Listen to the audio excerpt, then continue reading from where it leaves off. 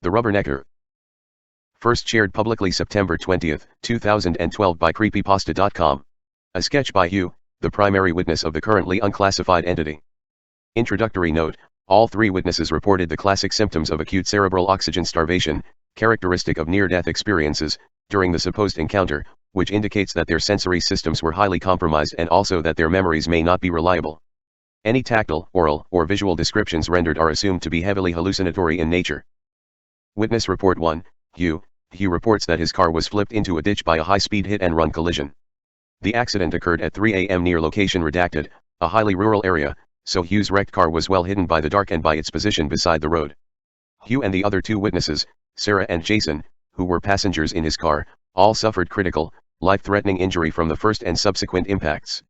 Physically incapacitated but awake, Hugh reports calling aloud for help for approximately 45 minutes, at which point a humanoid entity emerged from the nearby forest and began to inspect the crash. Hugh describes the entity as being a fleshy, bizarre creature which most prominently seemed to feature a pedomorphic, i.e. grossly underdeveloped, nose and mouth. Hugh claims that the thing saved all three of the crash victims from dying by administering medicine via hypodermic injection. Hugh rendered the above sketch at our request, having thankfully not broken his hand in the incident. Witness Report 2, Sarah. Sarah claims that the illustration rendered by Hugh is a reasonable, if crude, facsimile of the entity which arrived at the crash site. She reports being unconscious until the entity arrived, at which point a barely audible, but very deep hum roused her. She describes the sound as coming directly from the entity, and says that its frequency made her dyspeptic and frightened. Sarah does not remember being injected with anything, but did report feeling inexplicably stronger and more lucid, despite being still pinned and badly bleeding inside the car, shortly after the thing arrived. Witness Report 3, Jason.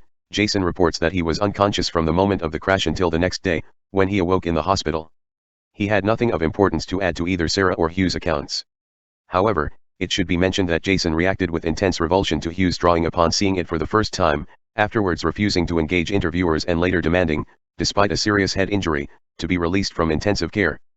Closing note: entity is possibly a transient or homeless individual who wandered onto the scene of the crash. In this case, his unsettling appearance and strange interactions with the witnesses can be explained by his own disorientation, drug use, or mental illness. It has still not been adequately understood, however, how the three all managed to survive the magnitude of injury which they suffered in the crash. Paramedics estimate that the victims were trapped for a total of 4 hours before another motorist reported the wreck. Post-investigatory addendum: all three witnesses since this report have been treated for the aggressive development of brain lesions, damage which doctors suspect in this case to have been caused by exposure to neurotoxic chemicals. Medical estimates trace the original onset of the lesions to around the time of the accident. Doctors still have not identified what substance was allegedly injected into the three witnesses by the entity, but were able to confirm a colloidal pattern, indicative of a caustic subcutaneous injection site, on Hugh's left shoulder.